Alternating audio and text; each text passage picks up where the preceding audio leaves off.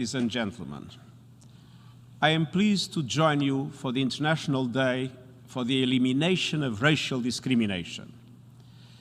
This observance commemorates the day in 1960 when police in South Africa killed 69 people who were part of a peaceful demonstration against racist apartheid laws.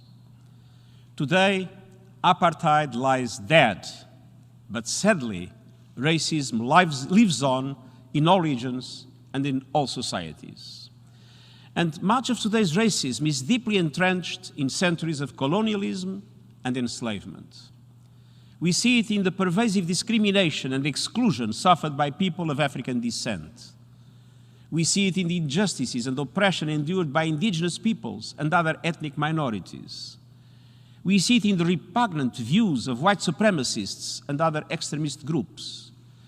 And we also see racism and discrimination in anti-Semitism, anti-Muslim hatred, the mistreatment of some minority Christian communities, and other forms of intolerance and xenophobia.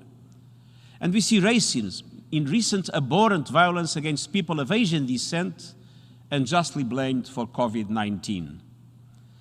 We also see it in the biases built into the codes for facial recognition and artificial intelligence.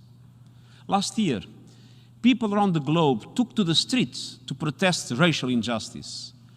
They recognized racism for what it is, a vicious global pandemic, dangerous, abhorrent, ugly, and everywhere. Racism is a deeply rooted evil. It transcends generations and contaminates societies. It perpetuates inequality, oppression, and marginalization. Our duty as responsible global citizens is to eradicate it. Wherever we see racism, we must condemn it without reservation, without hesitation, without qualification. And this includes looking into our own hearts and minds. Each of us needs to ask, am I and my society racist? And what must I do to correct it? Addressing racism is not a one-time exercise. Racism is a complex cultural phenomenon. To fight racism, we have to be proactively anti-racist. And that is why last year I launched a system-wide discussion led by the United Nations Task Force on addressing racism and promoting dignity for all. Part of its efforts are to engage staff on issues related to racism, conscious and unconscious bias, and how to create an anti-racist organization in the UN. This is a responsibility we all share. It is a problem all of society must confront. Excellencies, ladies and gentlemen, this year marks the 20th anniversary of the Durban Declaration and Programme of Action of the World Conference Against Racism, Racial Discrimination, Xenophobia, and Related Intolerance. It offers an important opportunity to make an honest assessment of where we stand and where we need to go. Racism manifests in many forms, conscious and unconscious. Combating it demands action every day at every level. It is especially important to recognize that historical injustices have contributed to poverty, underdevelopment, marginalization, social exclusion, and instability for both people and countries alike. It's time to acknowledge and repair long-standing wrongs and reverse their consequences. Reparatory justice is essential for reconciliation, prevention of conflict, and the creation of societies based on fairness, equality, respect, and solidarity. It can help mend the social contract between people and the state.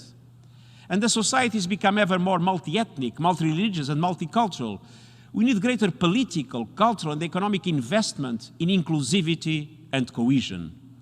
We need to harness the benefits of diversity rather than perceiving it as a threat. Excellencies, ladies and gentlemen, this year, the International Day for the Elimination of Racial Discrimination highlights the important role of youth. They have been in the forefront of the fight against racism. Young people's attitudes and behavior will dictate the future shape and look of our societies. Only by understanding and rejecting this deep-rooted phenomenon can we end it. So today I appeal to young people everywhere, as well as leaders and educators. Let us teach the world that all people are born equal. Supremacy is an evil lie. Racism kills. On this day and every day, let us work together to rid the world of the pernicious evil of racism so all may live in a world of peace, dignity, and opportunity. Thank you.